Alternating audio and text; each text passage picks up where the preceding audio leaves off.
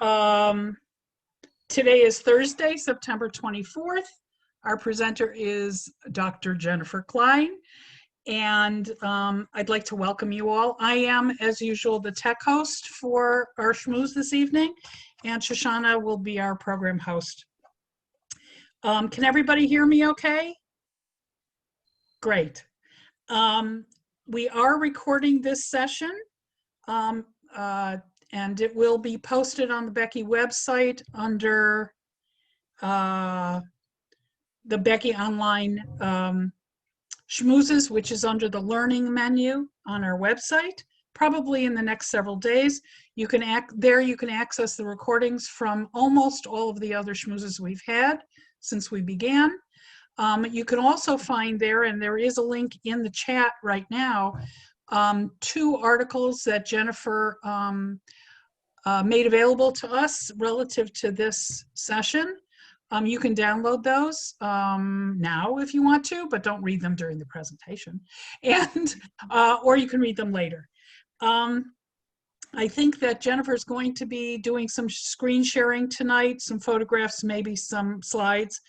At that time, if you're not familiar with Zoom, you'll notice that your screen will change. Don't freak out. We'll still be able to find you. Just enjoy the presentation. I'm back. I will post, by the way, I will post the link to those articles at the end of the session again. For everybody's convenience, we will mute everybody if you haven't muted yourself, and I'll be monitoring for any disturbing background noise during the session.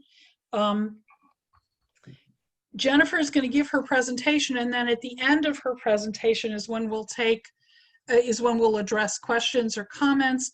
In the meantime, if a question or a comment occurs to you in the midst of the presentation, just use your chat function to send me the word question or the word comment alone. I will make a note of it in the order that it comes in, and we will call on you in that order. If it's a comment that you have, and that's a comment you want addressed out loud to everybody, let me know you want to make a comment. Otherwise, you can certainly type your comment in the chat, which will mean people will just read it instead of it being part of our discussion.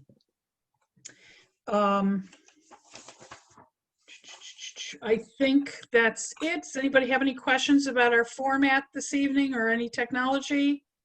Everybody's good? Okay. In that case, I am turning it over to Shoshana. Thank you. Welcome, everyone. This is the last in our official High Holidays series of schmoozes, but the schmoozes will continue. So keep an eye out for your emails and on Facebook for the schedule of upcoming talks. I have the pleasure tonight of introducing Dr. Jennifer Klein, who didn't want to be referred to as doctor or have the word PhD on her flyer, but you know what? I looked through her bio. She earned all of it. And I'm not going to read the entire thing. It's quite impressive. But Jennifer is going to talk tonight about reflections of care, reflecting on the dignity of work, racial justice, interdependence, and Teshuva. And this is a topic she's been writing about and thinking about in one form or another for many, many years. Jennifer is a professor in the field of 20th century US history at Yale. She earned a PhD at University of Virginia and first came to Yale as a Robert Wood Johnson Foundation Fellow in Health Policy. She has written a number of books. She has won a number of prizes. You can find all of this on the website at for the Yale History Department if you want to know all the details. I found it pretty fascinating. In addition to her academic publications, she's written many articles on labor and low-wage work, care, and social policy, which have appeared in Dissent, the New York Times, The Nation, The Washington Post, American Prospect, New Labor Forum, Labor Notes, CNN.com, and Democracy. So I'm very excited. I think we'll all be prepared to learn a lot tonight and be stimulated and have some interesting new perspectives. And thank you very much for agreeing to do this tonight, Jennifer. Okay, well, thank you, everybody, for well, for appearing, I guess, but for joining us in this conversation, especially kind of late on a Thursday night. But my aim is to speak for about 20 minutes and then have an open discussion and use this as a way of focusing our conversation about Teshuva on questions of racial justice and what can be our part in that. And so my talk will have kind of three sections. First, I want to give you a historical overview of how racist legacies get imported into contemporary labor markets and how racial inequities get constructed and perpetuated. And then I want to turn to some Jewish texts and commentary. And third, some thoughts and proposals about Teshuva, about solidarity, and our part in building a more just society in the year to come. And as I'm speaking, I kind of wanted to just think about a couple of terms. One is independence and dependence. And that was what was addressed by Eva Kate, the philosopher, so that really we can move ourselves to a point where we start valuing interdependence, to think about market and family, public and private, dignity, power, autonomy, and agency. So I wanted to begin with two stories. One is to take you back to 1988. The Martin Luther King holiday in Los Angeles. And to commemorate this holiday, a few hundred Los Angeles home care workers marched to demand union recognition.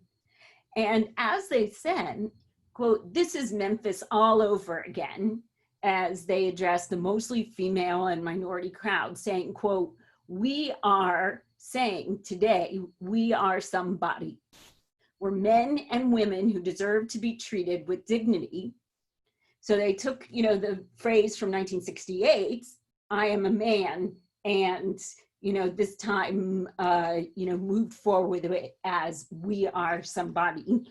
And grassroots leader Esperanza de Anda remembered, quote, "We were the invisible workforce." A decade later, these workers pulled off the largest union victory since the 1930s, which brought them higher wages and benefits and more guaranteed hours, and in fact, the ability to negotiate with recipients or consumers what would be the terms of their relationship and the hours of service. The second story brings us to our current moment.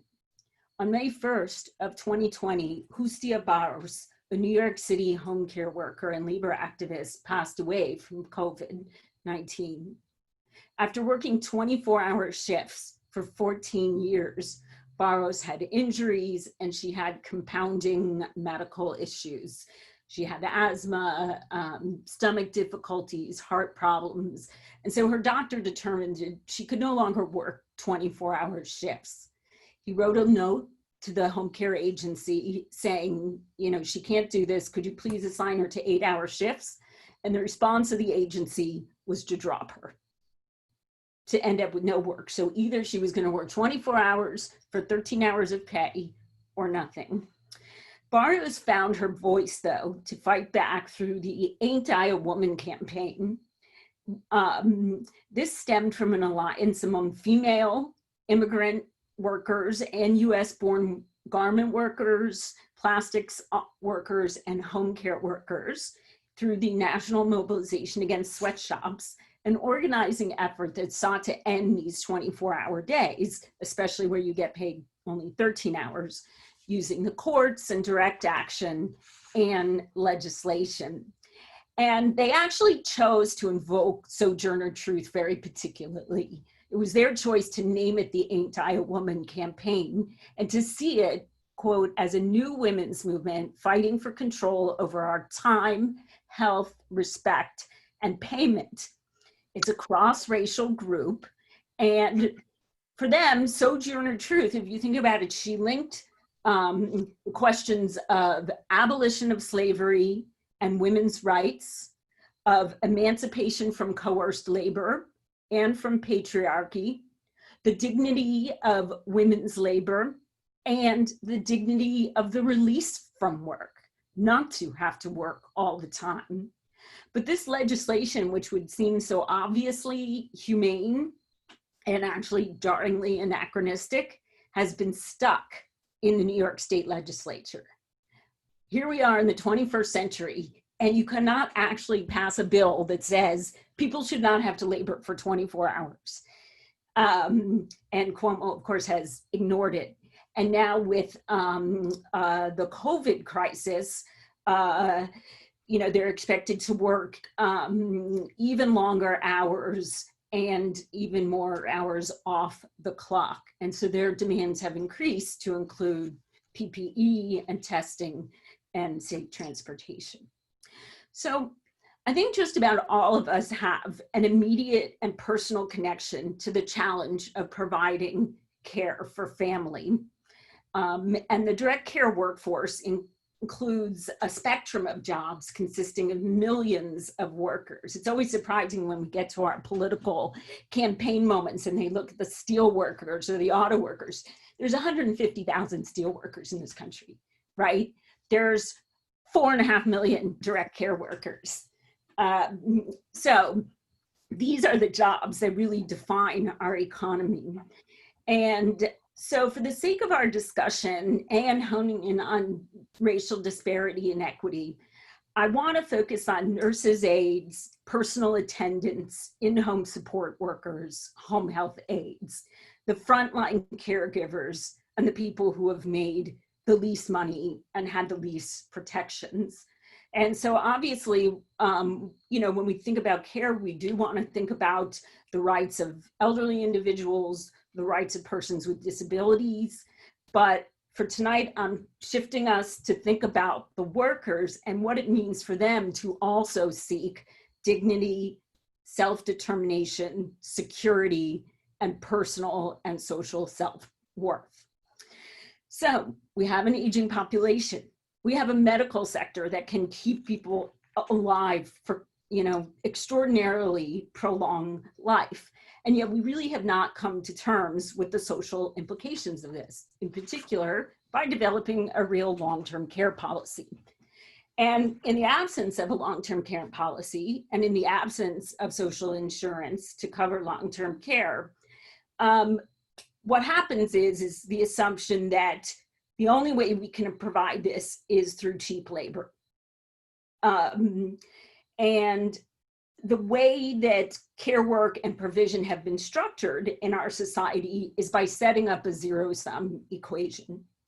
The needs of the patient, of the child, the recipient, or as consumer, as some people like to be called, which I'm glad to discuss that later because I think it's somewhat of a problematic language, but those are presented as paramount and urgent and imperative.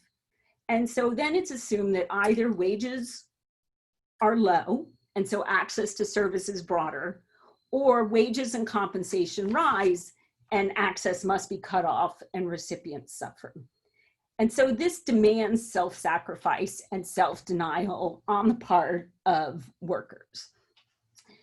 So how did we arrive then at this point that the labor that is necessary to sustain life has become invisible and undercompensated and defined as not really work? And are we okay with that? Why are we okay with that, I guess, really is the question, because it has persisted for so long. And, for tonight, really, I want to think about the ways in which race, racism, and stigmatization have been at the core of this story. So I am going to do like a really quick historical overview, right? Okay, we're going to start with the New Deal. So the occupation of the home aide actually emerged during the New Deal in the 1930s. One strand took shape out of work relief for unemployed African-American women who previously had been in domestic service. And so during the New Deal, it was assumed, well, look, state funding will now play this significant role in formulating this occupation that will help poor families in the instance of medical emergencies, chronic illness, or old age. And it will be done through the Works Progress Administration, the WPA. This was actually a WPA program to take unemployed Black women and put them to work as substitute mothers in the home, caring for children, ill patients, or elders or spouses. Now, relieving public hospitals of long-term elderly and chronically ill patients became the other origin of home-based care. They decided during the Depression, we don't want people just lingering on the wards, we're gonna move them out into homes. But the state, again, would pay for it. And given the racial hierarchy of work in hospitals, where Black and Caribbean women held the job of housekeeper, this New Deal program called them housekeepers. So even though the job was meant to be care, it was meant to take care of children or spouses or others in the household, it would be known as homemaker, housekeeper. So now it kind of has that, it has attached that legacy of servitude and even the legacies of slavery to labor that is racialized and gendered and takes place in the home. Now, while these public workers created paid caregiving positions, the New Deal labor law ignored the resulting workforce. So what happened was, first of all, because they were women working in homes, they were excluded from the National Labor Relations Act, the right to have a union. But secondly, they were excluded from the Fair Labor Standards Act, which is what created minimum wage, the 40-hour work week, and overtime compensation. The home wasn't a real workplace. The labor they did wasn't real work. And so, basically the two primary sectors that employed African Americans, domestic service and agricultural labor, were cut out of the Fair Labor Standards Act, the NLRA, and the Social Security Act from the beginning. So what did this mean? The New Deal then sets up these legacies for the rest of the century that, essentially would continue into our own time.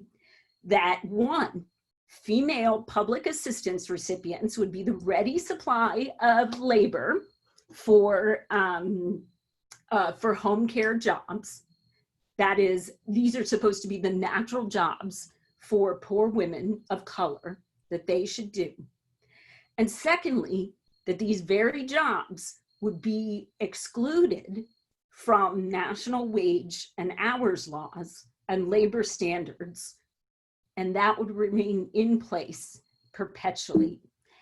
And so jumping now to the post-war period, public welfare agencies really wanted to emphasize the notion of independence for the elderly and the disabled. And again, there were agencies that were willing to say, okay, we will take poor women and we will channel them specifically into these jobs through public welfare programs.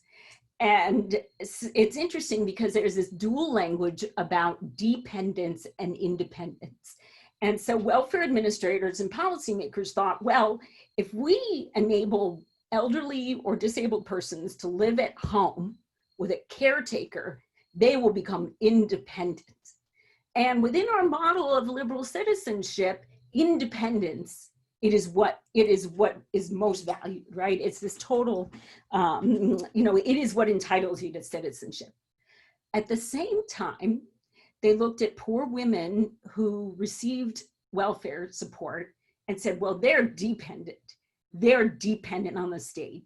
And the only way they can be rehabilitated is to go into these jobs in the home and perform labor taking care of people in their homes, cleaning and caring. So for the next 2 decades, they took poor women, channeled them again into these jobs, and the jobs never became eligible for minimum wage or maximum hours or anything else. In the 1960s, the war on poverty came along and did the same thing. They again said, okay, we are going to help these women stop being dependent, because of course that's a stigmatizing position, and we will get them into these jobs in home care and being nurses' aides, and again, direct them into jobs that don't earn labor standards. And they continue to be referred to as homemaker or housekeeper, or sometimes homemaid, or sometimes home attendant. But the work remained the same. It was a combination of basic bodily care and housekeeping, and it substituted for the unpaid labor of wives and mothers, and kind of confused that status between, well, you know, what do we expect as labors of love, of obligation, of duty that should be unpaid, and what are going to be really compensated labors of a wage worker. Now, one more thing I want to point out that I think becomes important is in the 1970s, there's finally an effort to amend the Fair Labor Standards Act and say, okay, it's now been 4 decades. Let's try to include domestic workers in our core labor standards. And at this very moment, care workers got cut out of the deal again. How did it happen this time? Well, through a definitional ruse that this time made up a new term that hadn't even existed and reduced the care worker to an elder companion. So the Senate Committee on Labor and Public Welfare explicitly refused to include within the terms of domestic service, quote, such activities as babysitting and acting as a companion. And as one senator put it, a babysitter is there to watch youngsters, much as a companion is there in the same role to watch an elderly person. So think about what this means. By using those terms, a companion or sitter suggests it's a friendly visitor, a neighbor who stops in. The passive term watch doesn't imply that real work was going on. And so it really denies the fact that these were women who were trying to earn a living, to support themselves and to support their families. And think about what's happening in the mid to late 70s, just as this happened. This was 1975. It happened just as home care becomes a growth industry, right? You know, aided by changes to Medicaid, Medicare, and other government programs. After 1981, these would be open to for-profit providers. And so suddenly this is going to become like huge business. And so this offered for-profit home care agencies like the perfect out for cheap labor, because now they could just say, oh, no, these people are companions.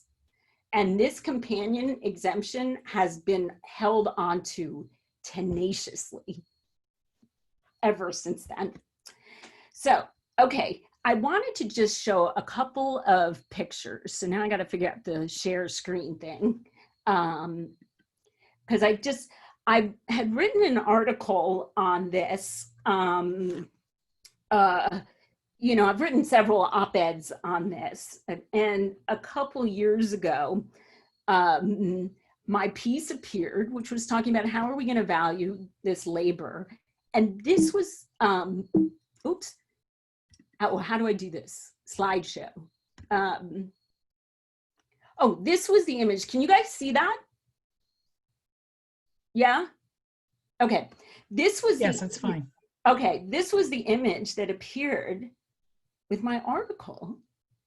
And I was stunned because here was an article about how are we going to value the work that is done and the people who do the work. And here they are represented as invisible. The person who receives the care is there, and the person who gives the care is simply commodified hands. And so that was the first thing I wanted to show you. And secondly, I wanted to show you this this is actually from the 1980s. And because of the low pay, I'll show you these two images because this is from the late 70s, all right? And these women are holding up banners that say, "Take us out of slavery," which, you know, really should have a jolting impact for us to see in the late 70s. And I'll come back to that, and here in the 80s.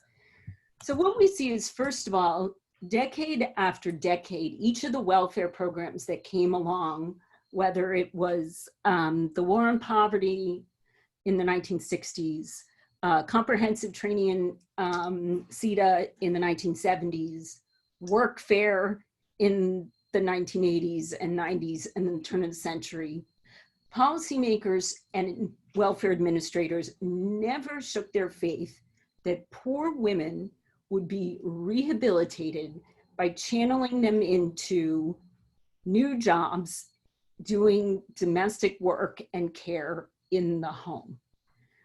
So we have to think about the fact this is a racially constructed inequity here, right?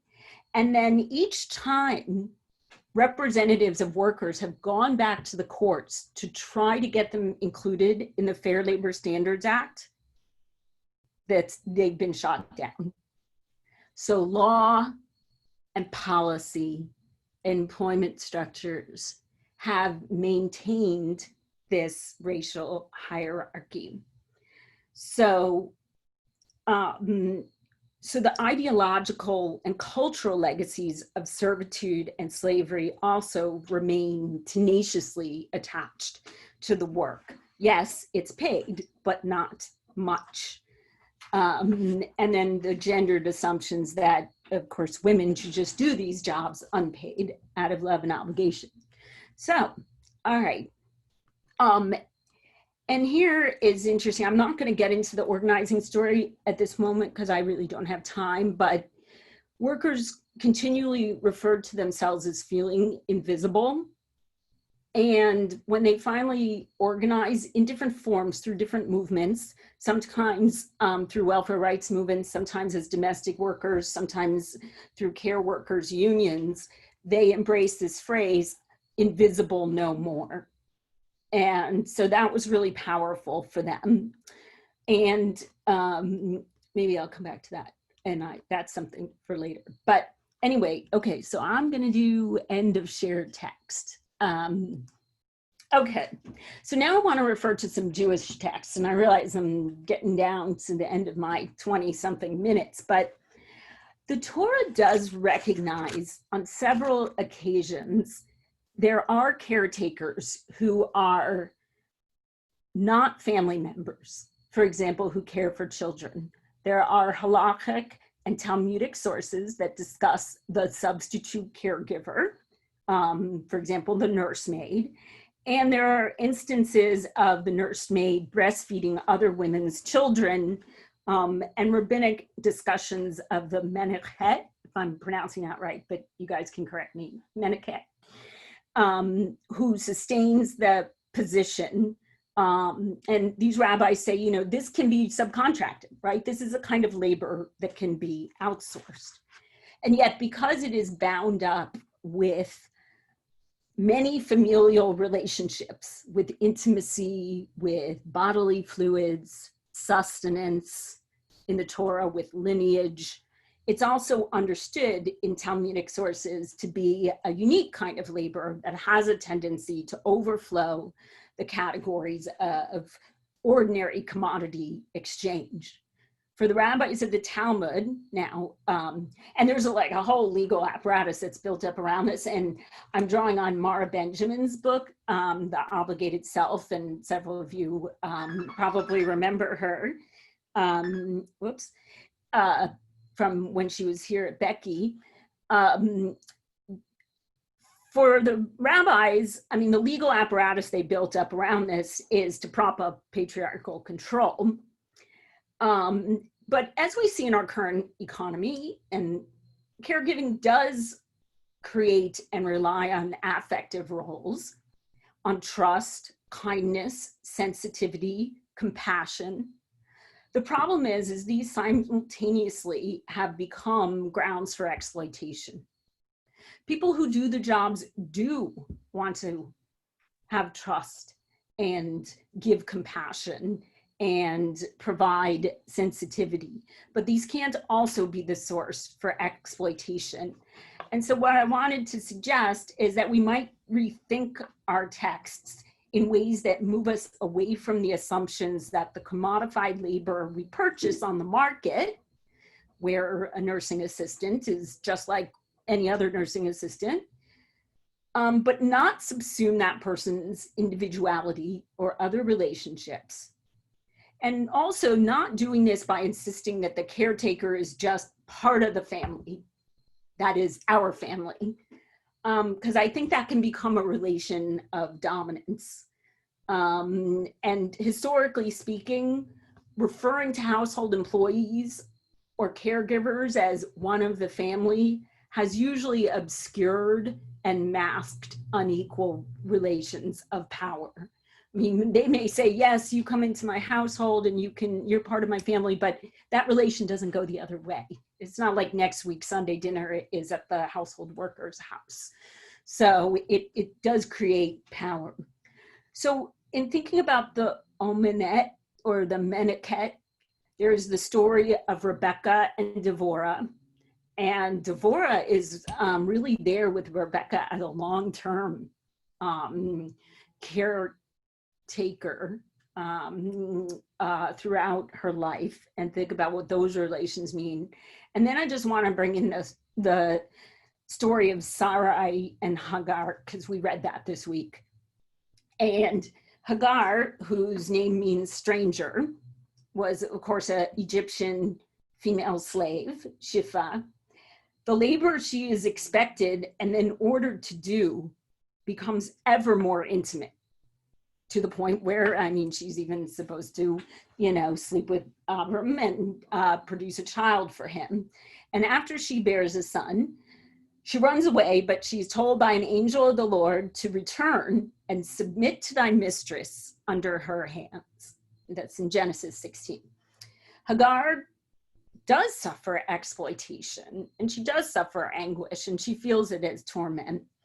And here I'm drawing on Mara Benjamin's book, as I said, The Obligated Self. And she says, but, when we read this story as Jews, are we being asked really to identify with the oppressors, with the people who are engaged in the domination and oppression, Abram and Sarai? And certainly we can celebrate with Sarah when she has her child. But how are we going to change our understanding of these relationships and have a different way of having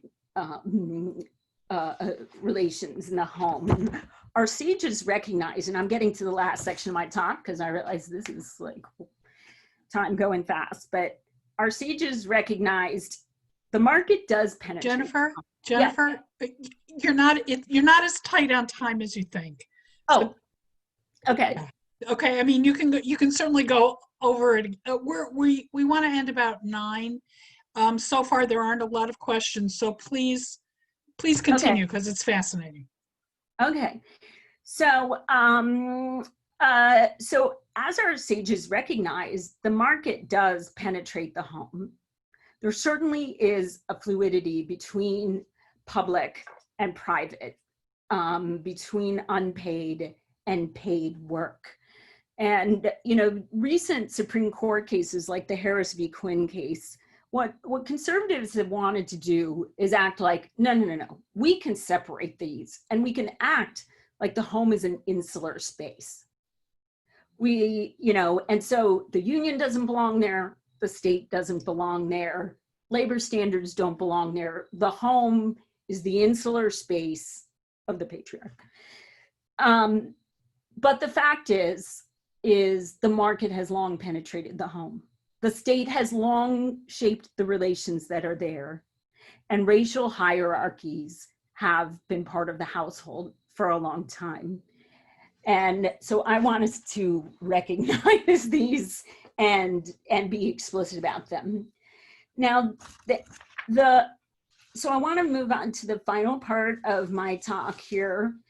So the answers, therefore, as I'm going to kind of suggest, don't lie in, first of all, claiming that the employee who works in your house or cares for your loved ones is one of the family or a member of the family. I think it's the opposite. I think what at this moment is incumbent upon us is the willingness on our part to recognize ourselves as employers, our homes as places of wage labor, and the work and the workers as valuable.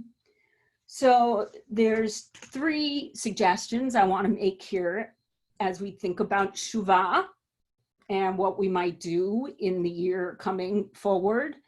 And I'll just do a share screen thing again if I can figure out how to do this one more time.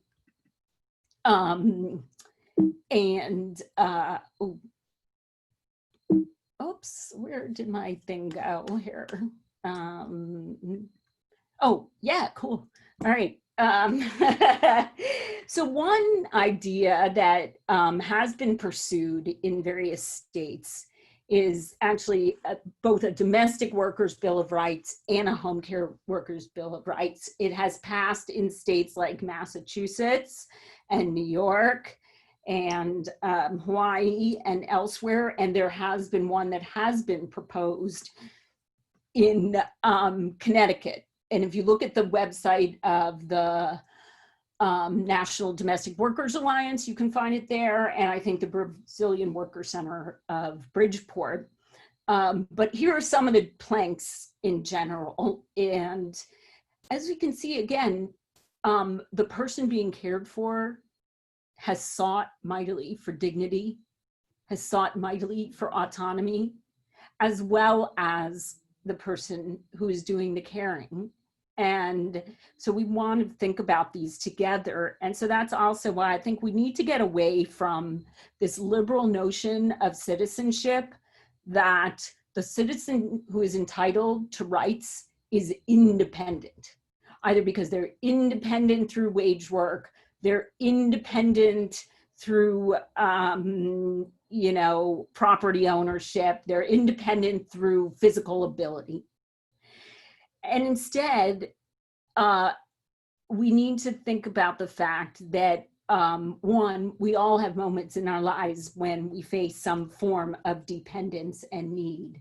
And 2, that we'll have a lot stronger society through relations of interdependence. But if we're going to respect those relations of interdependence, we have to recognize that the caretaker is not a servant.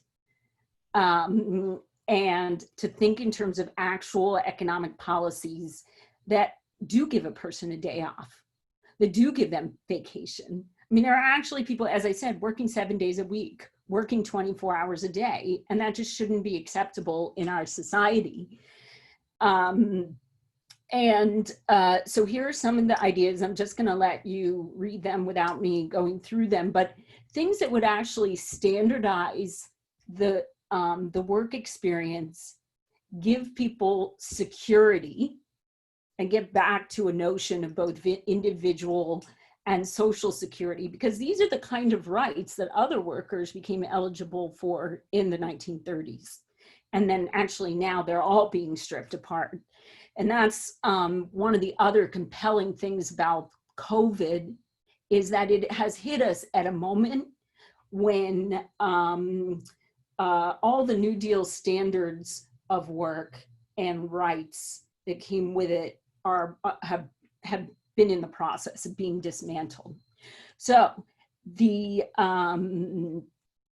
so there's that piece. The second thing I want to say, and I'm coming to my last 2 points here, is the idea that risk is social.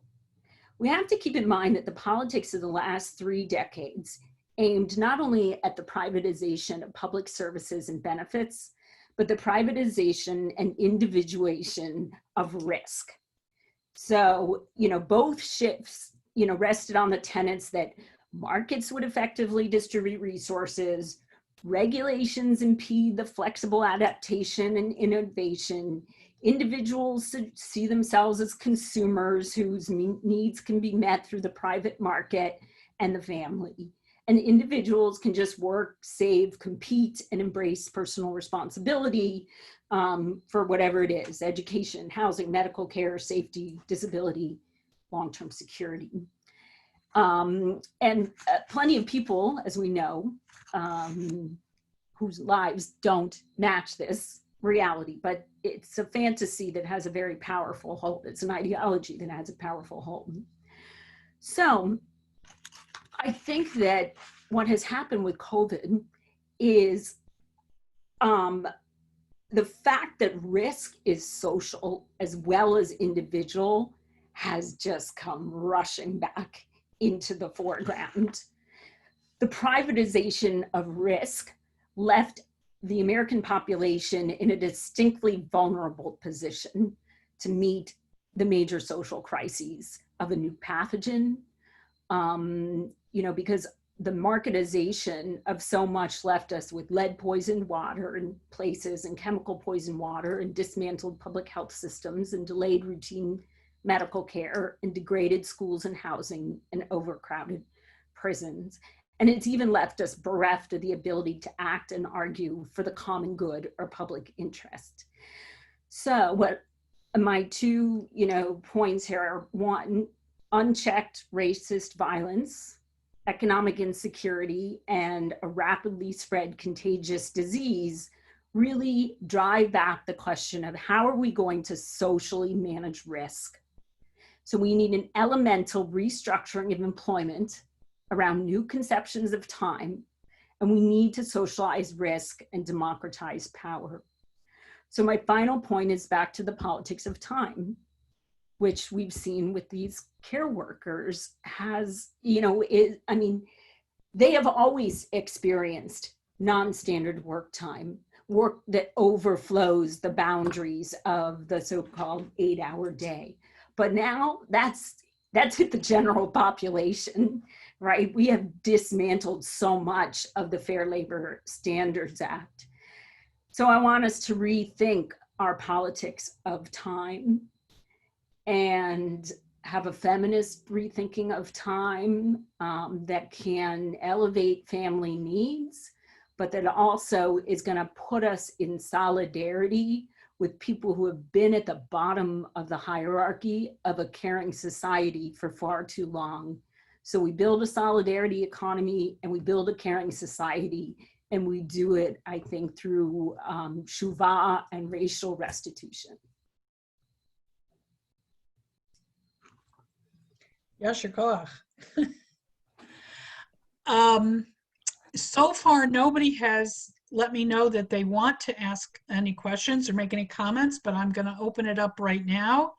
Looks like Steve Fraud. Please go ahead.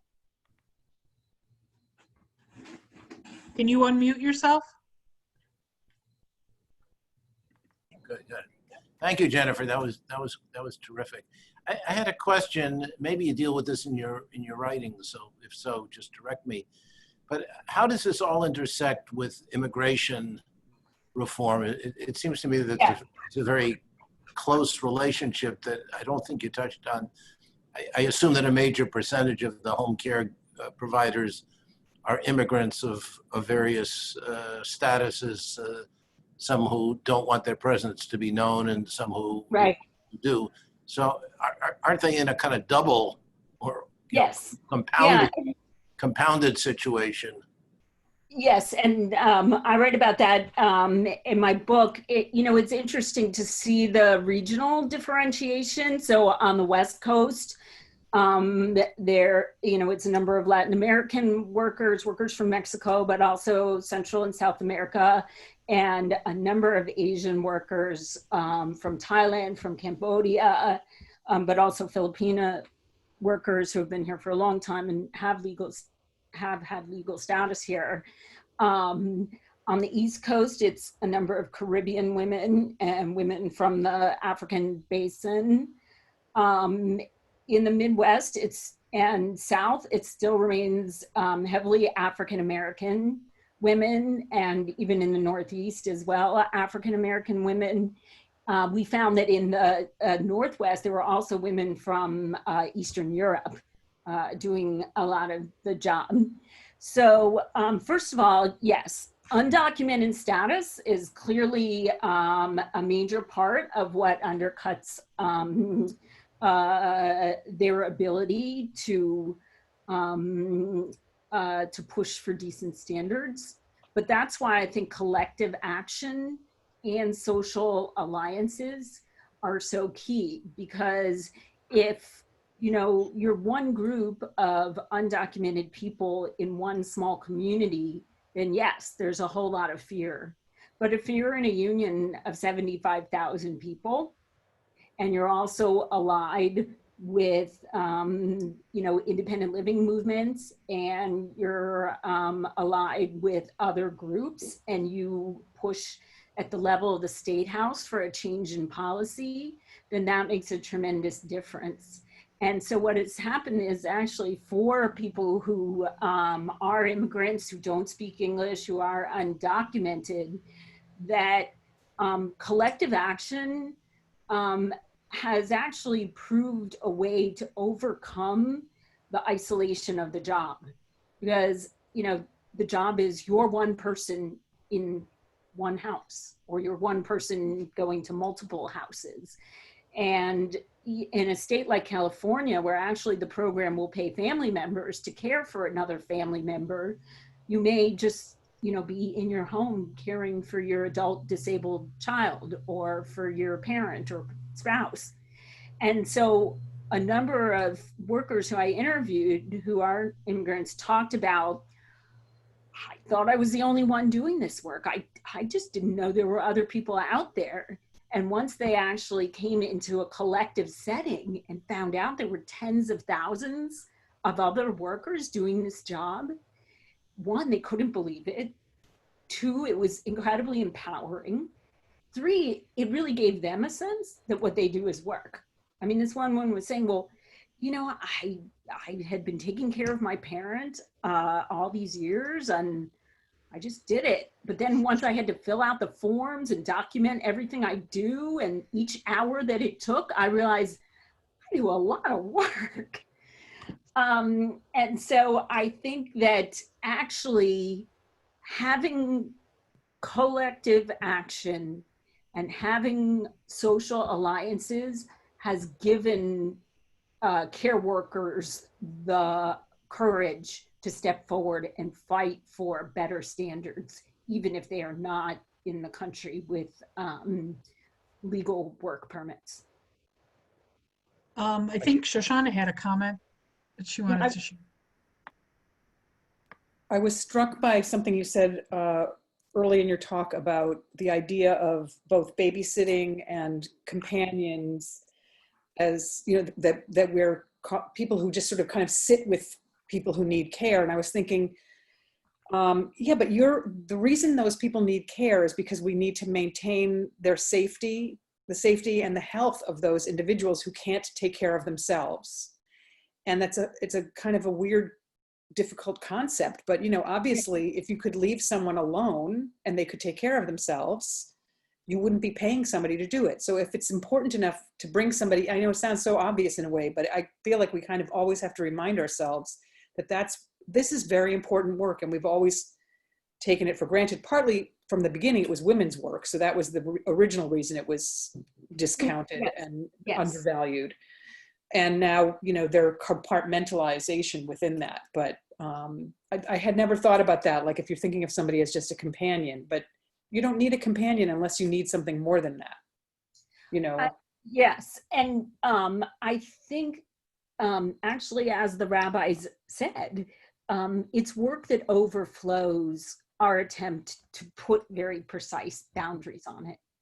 And so we have to decide that, you know what, having to do somebody's laundry or having to cook their food is important for them to stay alive, just like helping them give a bath, you know, helping them have a bath. Right. That whether you're brushing their teeth or giving them a bath, that these are the labors that keep people at home. Because also our other, you know, our other tendency is to think like, okay, medicalized labor, like, okay, we know that's important, right? If a nurse is doing something medical, right, of course, that's important. But, you know, a nurse isn't going to be there every day. A social worker isn't going to be there every day. These are the people who are going to be there every day to make daily life possible. And so I think, yes, we have to have a policy and a politics that's willing to value the multiple forms of tasks and labor that go into this. And also, I think, you know, two things. One, sometimes what happens is, you know, when states decide like they're going to cut back on benefits, you know, they'll assume like, oh, well, look, okay, if there's a daughter there or there's a mother around or a spouse, like they'll do this much labor, you know? And so that was often built into the assumption, is that there's going to be a woman who's going to do the labor unpaid. So we don't really need to, you know, give that many hours. Or a lot of policymakers would think like, oh, but if we do give subsidized hours, then the women won't do the job, which, you know, it's not the case, you know. I mean, like you're not going to abandon your mother, I don't think. I mean, but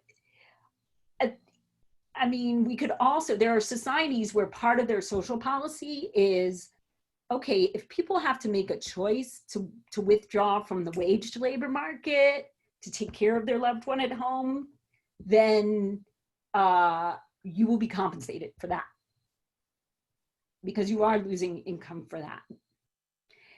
And then the other thing is how we, again, not think of people as commodities and as power relations. Because again, I mean, obviously there's a lot of fear in dependence, you know, and the disability rights movement is very much built around struggles for autonomy, struggles for self-determination, power. And so, you know, if a home care worker is like another tool that makes you independent, you know, like a wheelchair or a respirator or something, you know, do you want control over that tool that makes you independent? And yet, how can we see that the home care worker has also spent a whole long life in poverty and struggling for the same things? And so can we arrive at caring relationships that are not going to be based on domination, or are not going to like unreflectively accept racial hierarchies? Thank you. I think, Donna, you had a question, correct? Can you unmute? Yeah, I have a whole bunch of thoughts, so I won't try and, because I work with this every day. And so one is, I understood the Fair Labor Standards Act to have been reinterpreted in the past several years to include home health care workers. Well, they have been trying to end this exemption, and this was especially because it didn't exist. What's been so tenacious is the way in which agencies keep acting like, oh, no. There have always been companions. It was like, no, they were not. Clinton was going to do it, and it didn't happen. And then Bush came in, and then Obama was going to do it in his first term. It didn't happen. And then finally, they were working to do this in his second term. So, but there was an interpretation that changed.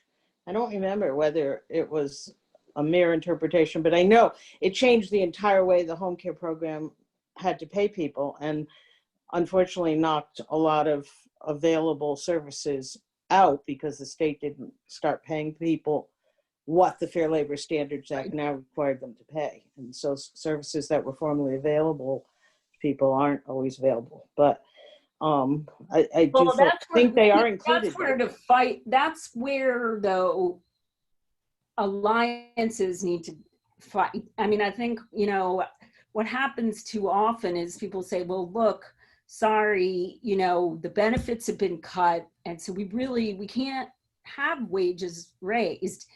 And I think that's a political manipulation, right? To pit people against each other. And so instead of accepting the political manipulation that's happening at the top, I think, we need to build the political alliances that are going to fight for, both the increase in wages and benefits for workers, as well as the increase in subsidized support for the people who need it. That's right, but we're not, right now we're not there. And the Fair Labor Standards Act is being interpreted so that basically a lot of workers, a 24-hour worker is costing a lot more than it used to. So anyway, that was just one thought. Another thought is that you can still pay them 13 hours, not 24. You have to, there's a whole construct they created that they have to be able to sleep 5 hours nonstop, 8 hours altogether. They get sort of compensated for the room and board.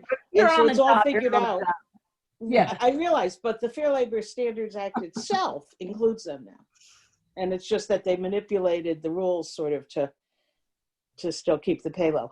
Anyway, the other thing is, and I don't know if you're aware of this, you mentioned California paying family members. Connecticut does too, on a limited basis with seniors. There's a family care program.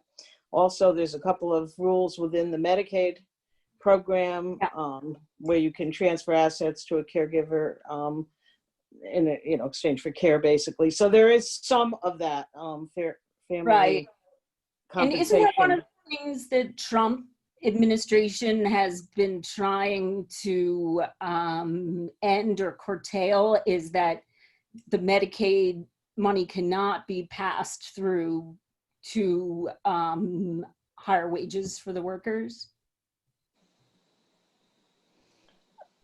I don't know. I mean, they're trying to cut anything good, so. Right. Right. Well, that's the other thing about the Fair Labor Standards Act is what has happened is across the whole economy now, more than a third of the American workforce is no longer covered by it because you have to have the formal status of employee. So if agencies or employers can come up with any kind of way to not call you an employee and to classify you as an independent provider or a contractor or, all of these things, then you don't Right. fall within the coverage. So Yes. that's the other thing is, is you use a temp agency or all of these mechanisms, Right. which is also why I think we need to revamp our politics of time. Sure. The my son actually works for a home care agency in the West Coast, he's in Austin, but and he said that they're having a great deal, and this is what Steve's comment about the immigration policies. They're having a great deal of problem, getting enough workers because of the immigration Yeah. problems and slowed down. In fact, they moved out of their main office out of California, this big company, too, because they couldn't get enough people there, and they moved. Which is hard to So- believe because, it's, that's such a sizable part, one, of the population, and two, of the workers who do it. But, one thing two things we found in the interviews were, one, if there was a son or daughter, and one of them knew enough English that the person could get a job, outside the home in the regular paid wage labor market, where you really could be on a payroll, then that person, even if it was the daughter, would take that job, and the son would stay home and be the caretaker. You froze. So Jennifer, I you're just frozen. Jennifer's Yeah, she frozen. I want so I have about we ought to have lunch, as they say, right, with Jennifer. But I just had a more immediate question with respect to the Teshuva part, and I realize that you talked about collective action, changing the laws, and all of that kind of stuff. But I'm trying to figure out what we can do on a sort of more, other than being nice, like the Jews down south used to say, we were nice to our slaves. But, I just have, for example, one client who I'm his power of attorney, and his aide was working under the table. She was illegal when I got involved. She since became, got a green card or whatever. And I asked her if she would like to go on the books and have Social Security and all that kind of stuff. And we did it. And, I felt like I was doing this great service. But then when I read your rights, we're not giving her a day off a week. He needs someone with him, living with him all the time. And he's at the towers, this particular person, so they can't come and go with COVID. And, they're not getting all of these rights. But so, and my cleaning lady's off the books, because that's really only a very part-time thing. And, so, all of us, I think, run into this on a more personal level. And what can we do, especially with affordability? This particular guy, we did give her this aid when I raised her pay so that her net would come out the same as she was getting under the table.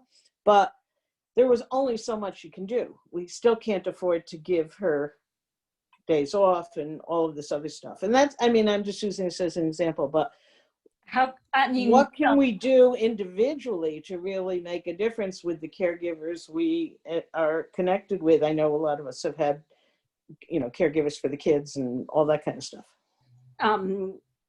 First of all, I think there absolutely is a way to have somebody have a day off. Are you actually saying somebody's going to work 7 days a week all night?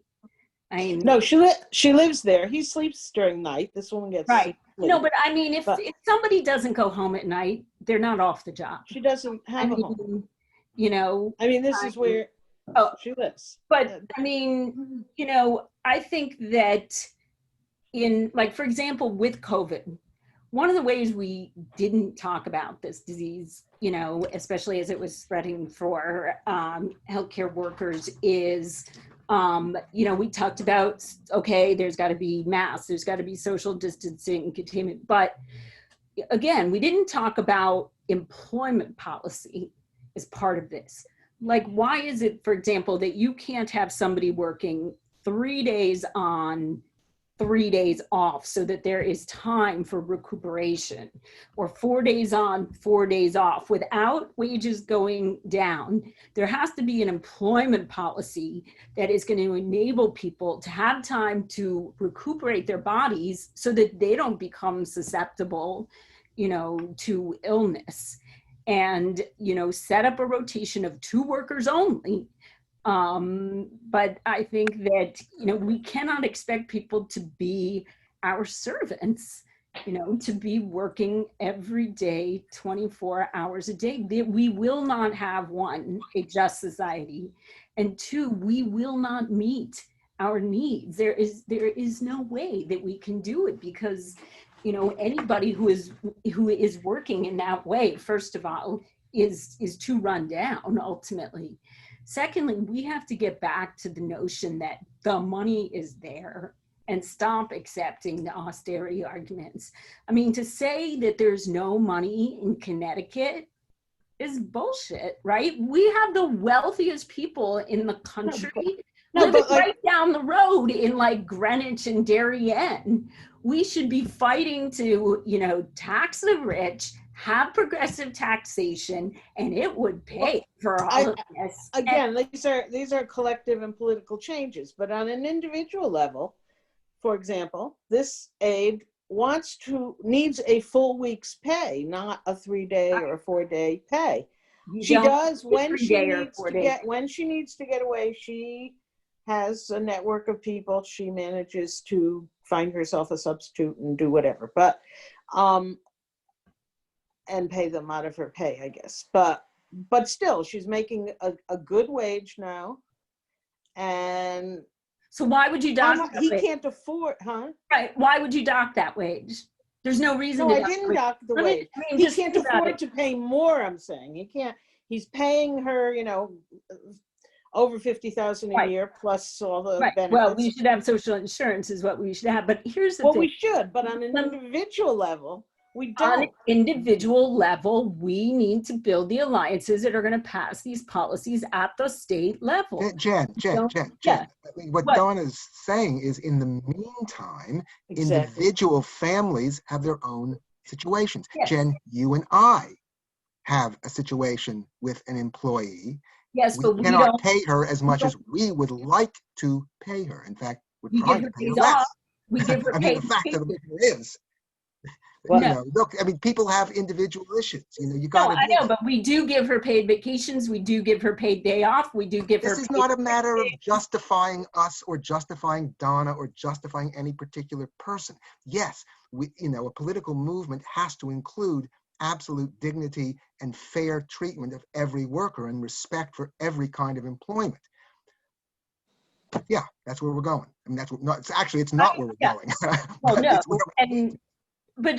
and I'll just go back to a historical example, because, when industrial employment first came along in the 18th and 19th century, people worked a 12-hour day.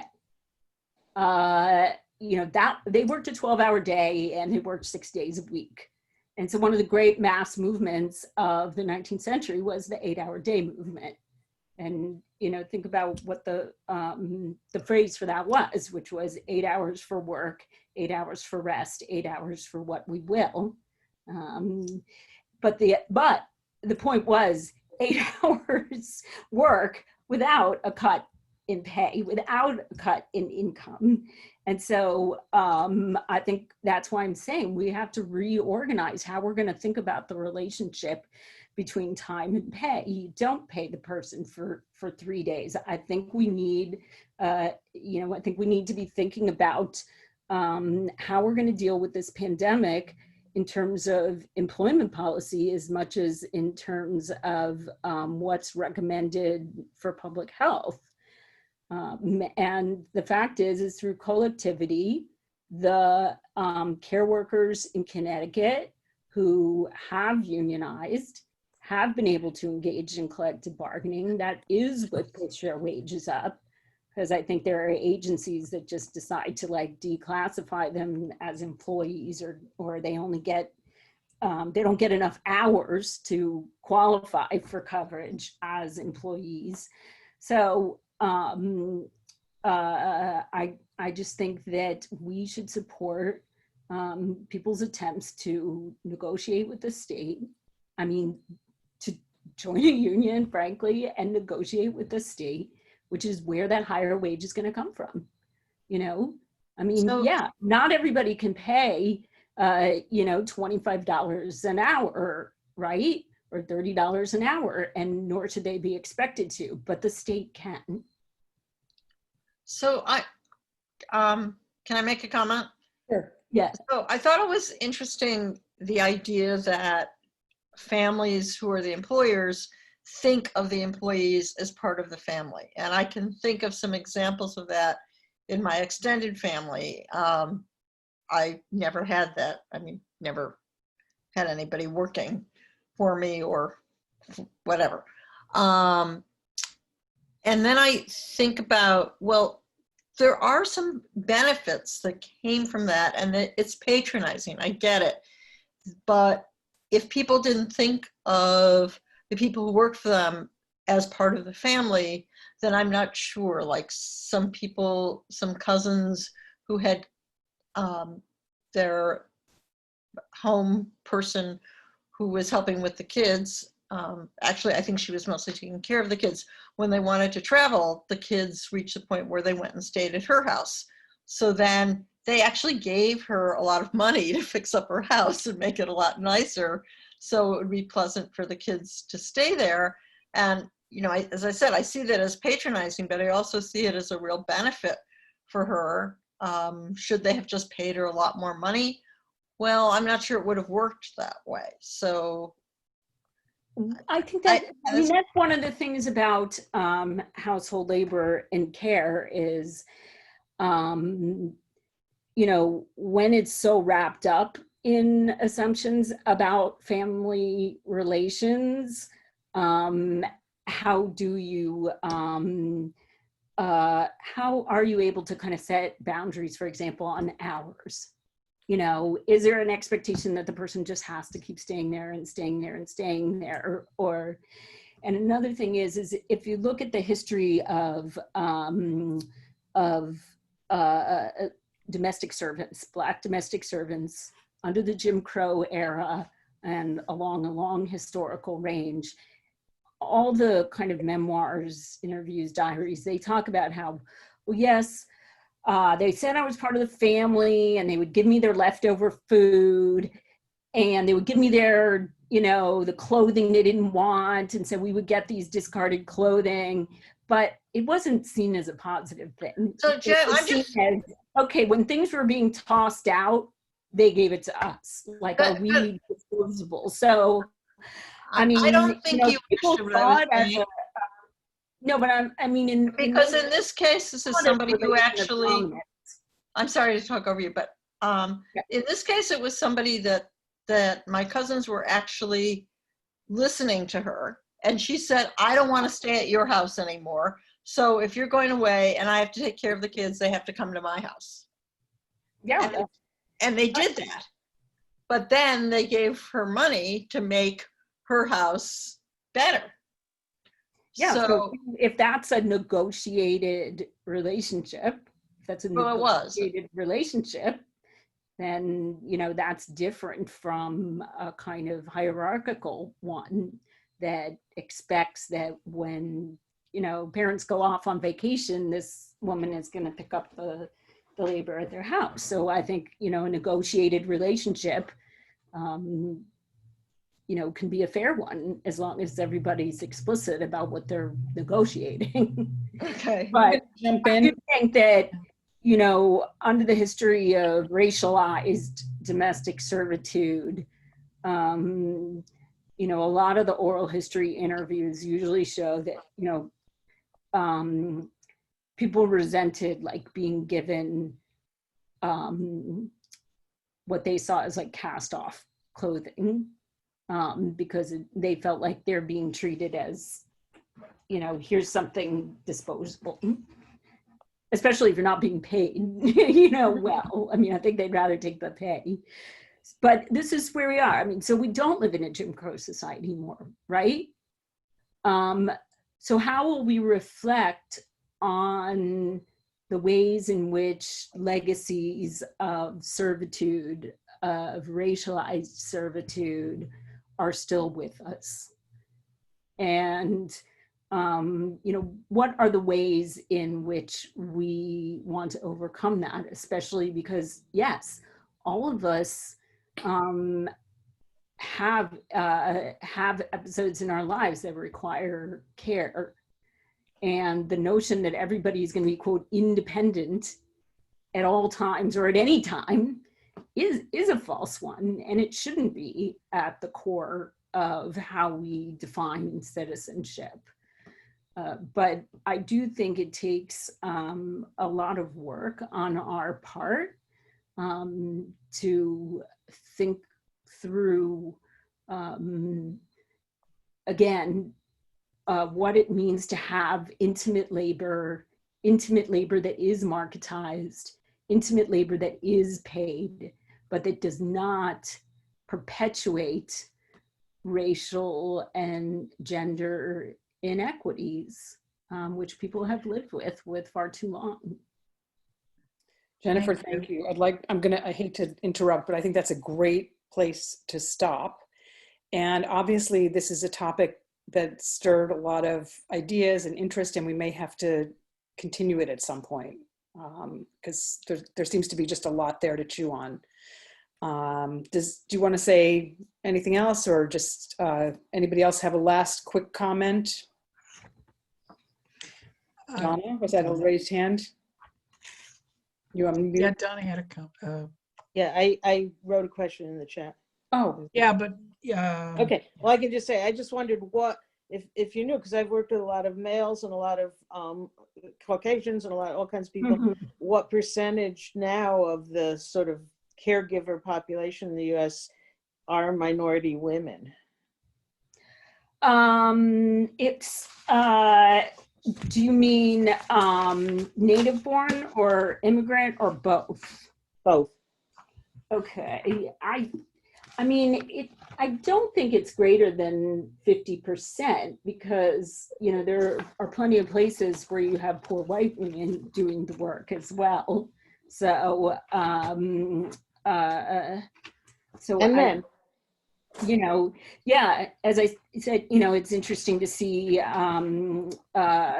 know, we found this in California among the immigrant men who are doing the job, and also in Connecticut, you know, there are men doing the job, and also talking about how, you know, if they're taking care of the person who, you know, is homebound, you know, that, you know, they're the person who shovels the walkway when there's snow, that, you know, does all of that physical labor around the house as well as inside the house. So I have these statistics somewhere in my book, but I will add that this is the fastest growing occupation in the nation. So, you know, these laborers, we can't treat them anymore like they're sort of on the margins of either our economy or our society, and they really are at the center. Yeah. well, we're counting on you Okay. to lead the charge in societal overhaul, make it a better workplace for going forward. Yeah, I would say step Okay. one, support the, you know, Bill of Rights that's there in the legislature. And Remember that this session has been recorded, everybody, and that it'll be available on the Becky website. Shoshana, anything more about what's coming up? You're mute. Oh, there you go. No, I also want to remind people that there are readings associated with tonight's talk that you can access. They're in the link, I think, is in the chat, and they're also on the Becky website. Right. I know we have a couple of things coming up in October. Becky folks who are going to talk about some personal experiences, so I won't say any more about that yet. And we've got some other things in the works. I would like to say, if there's, you know, we've been doing these weekly for a few months now.